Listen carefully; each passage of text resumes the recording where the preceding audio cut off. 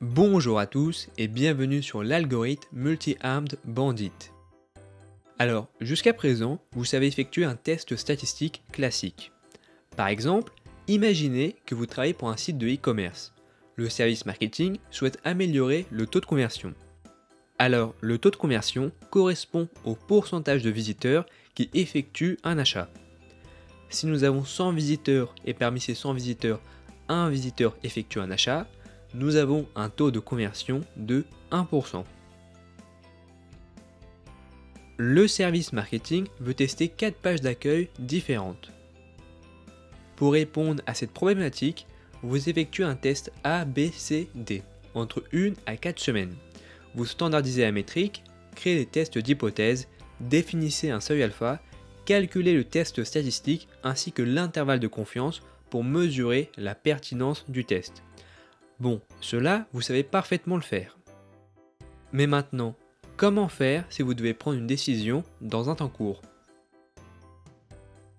Je m'explique. Imaginez que nous n'avons plus le temps.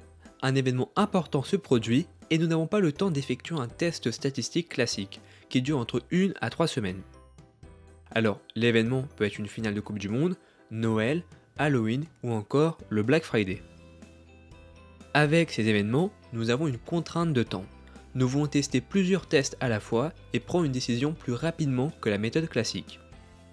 Et pour résoudre ce problème, nous utilisons l'algorithme Multi-Armed Bandit. Pour comprendre comment cet algorithme fonctionne, prenons un exemple.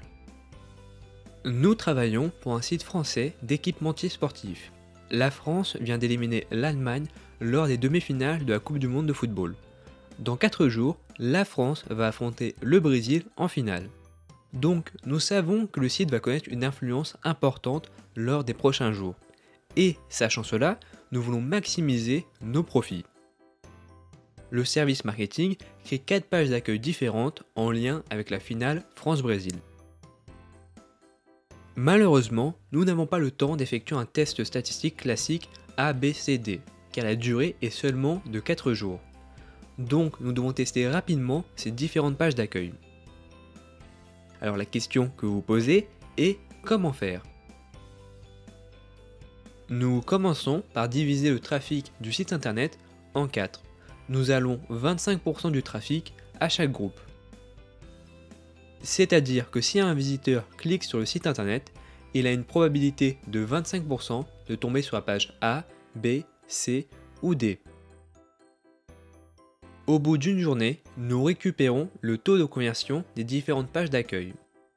Pour la page A, le taux est de 5%. Pour la page B, le taux est de 3%.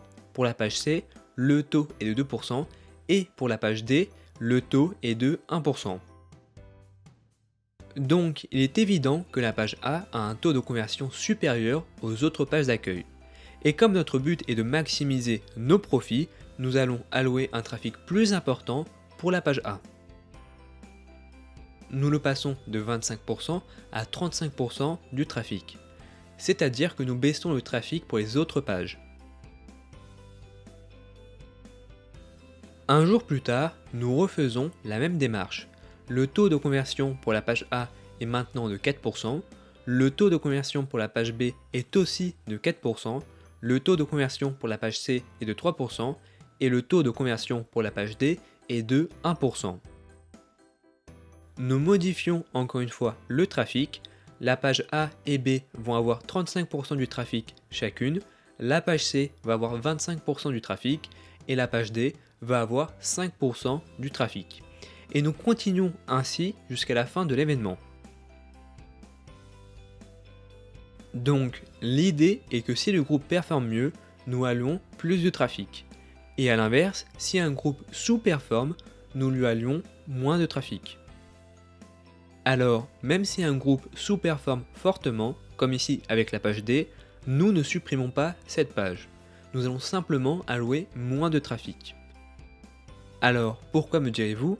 Parce que peut-être que le taux de conversion de 0,2% est juste dû au hasard. Les visiteurs sur cette page ne comptaient pas acheter dans tous les cas. Donc, avec des visiteurs différents, le taux aurait pu augmenter à 3%. vous savez maintenant comment fonctionne l'algorithme Multi-Armed Bandit.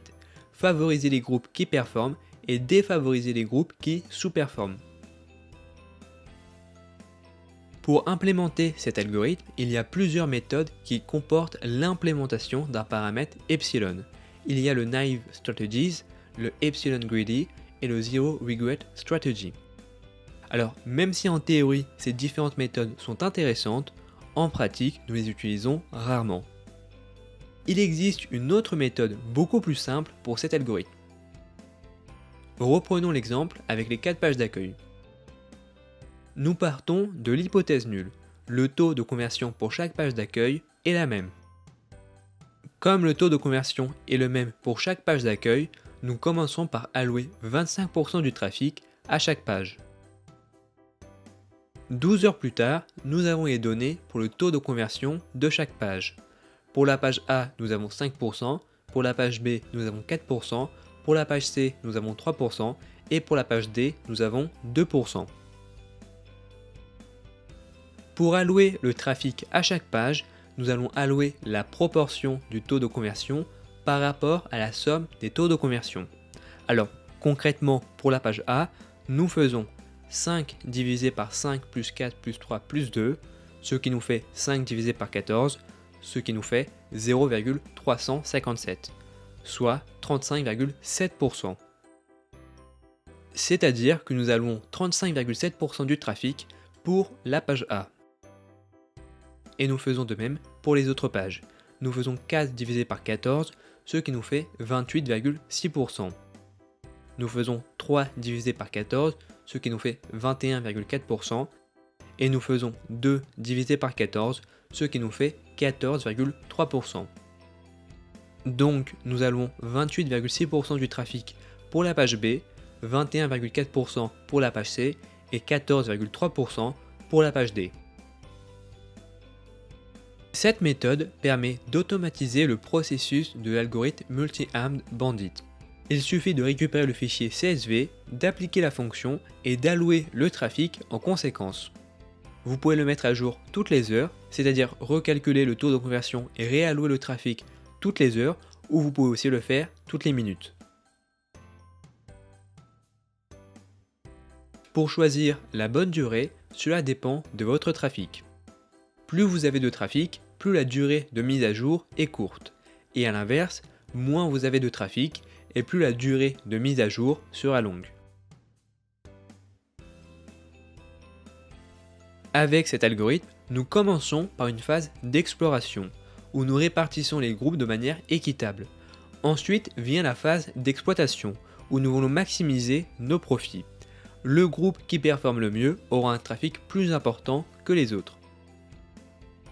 Donc cette méthode est beaucoup plus simple à implémenter que la méthode classique que vous pouvez trouver sur internet. Dans la prochaine vidéo, nous aborderons le dernier sujet lié aux tests statistiques, la taille d'échantillon et le power.